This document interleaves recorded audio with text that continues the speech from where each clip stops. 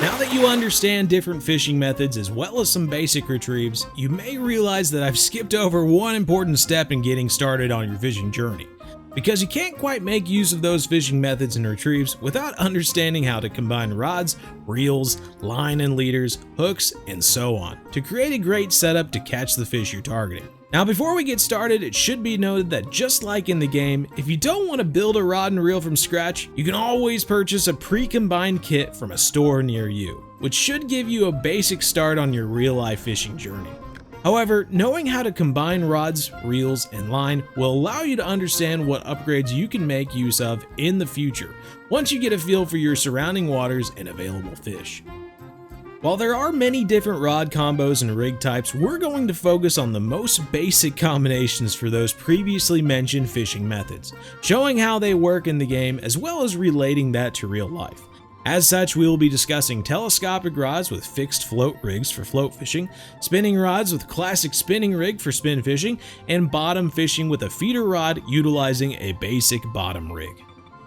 The telescopic rod is one of the two most basic rods you will be receiving at the beginning of your RF4 journey, utilizing a lengthy fishing rod with line attached, without a reel. This is about as basic as it gets, and is a great way to explain load capacity and line weight. As you're looking at a rod in RF4, you can select the small circle eye icon in the top right corner of the view screen. This will show the parameters of the selected rod.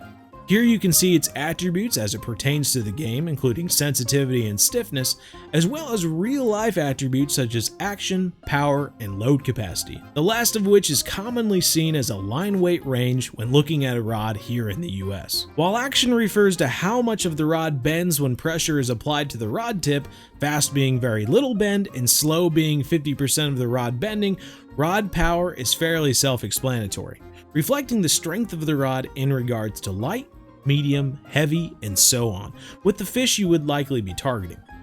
Lastly, we have our test, which tells us the minimum and maximum amount of weight this rod can cast without risking damage to the rod.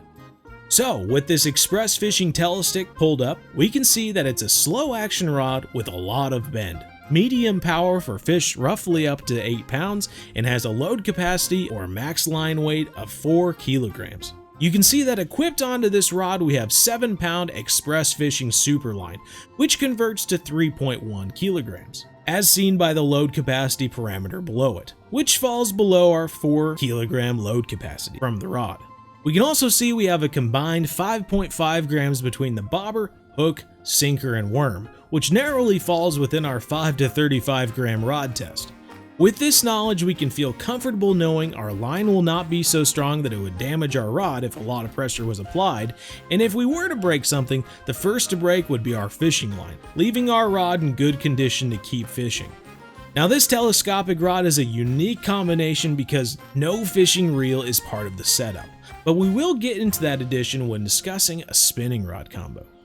While you do see similar rod setups as this in the US, the famous cane pole being an example, a more common float setup would be using pretty much any spinning rod combo, and attaching a bobber with a small hook such as a number 6 or smaller to target small fish such as sunfish and crappie here in the US. Though you're just as likely to catch a hungry bass or catfish all the same.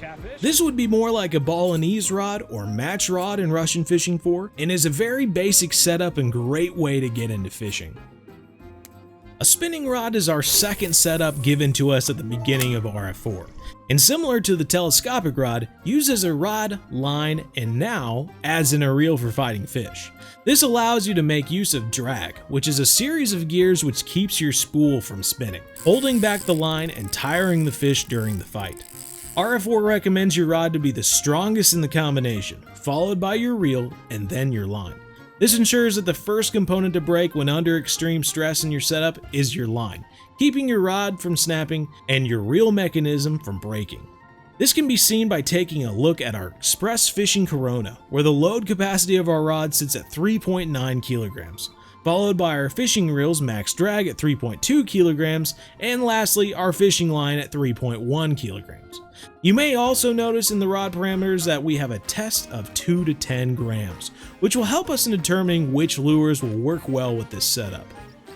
If you enjoy more active fishing involved with casting lures, you will love using the spinning setup, combining your cast with a multitude of retrieves to catch predatory fish. In real life, there are many spin fishing combos available, and getting started is as simple as choosing a basic combo, tying on a lure, and casting into a water body near you. Though, using a spinning reel can take a little bit of practice to understand holding the line, opening the bail, and releasing tension during the cast, closing the bail before retrieving. But like riding a bike, it's a skill you'll never forget. For our last setup, we're going to be talking bottom rods, which have a load of possibilities depending upon what type of fish you're targeting. Similar to the spinning rod combo, you will be making use of a rod, reel, and line, making sure that the strength of those items decreases in that order, as previously mentioned.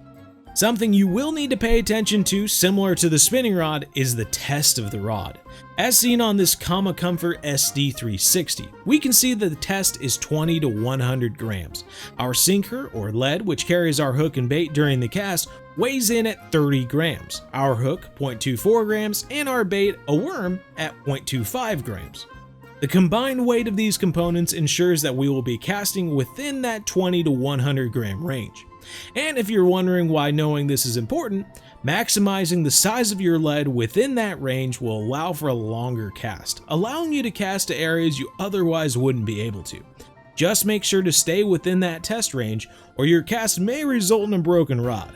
Like spinning rods, bottom rods like this example feeder rod can use a number of rigs which will change the available components to allow you to equip specialized gear to target specific fish. To make the most of bottom rods, it does help to purchase multiple rods, casted out to cover multiple areas. You can do this by casting out into the water body and pressing 0 to place your rod in a rod holder. Now, as rod combinations go, these are just 3 of the basics, though there are a few extra tips I wanted to add in to make the most of your lesson on rod combinations and setups. Number 1. Longer rods and heavier lures or sinkers will allow you to cast further distances when compared to shorter rods and lighter lures or sinkers, but each can make up for the other. Don't underestimate what a shorter rod can do with a heavier lure and a longer rod with a light lure, if it's part of the rod's design. So, if you're debating between a few different rods, this could be a great deciding factor. Number 2. Most rod combos allow you to equip a leader. This is a length of line different than your main line spooled onto your reel, which can benefit you while fishing.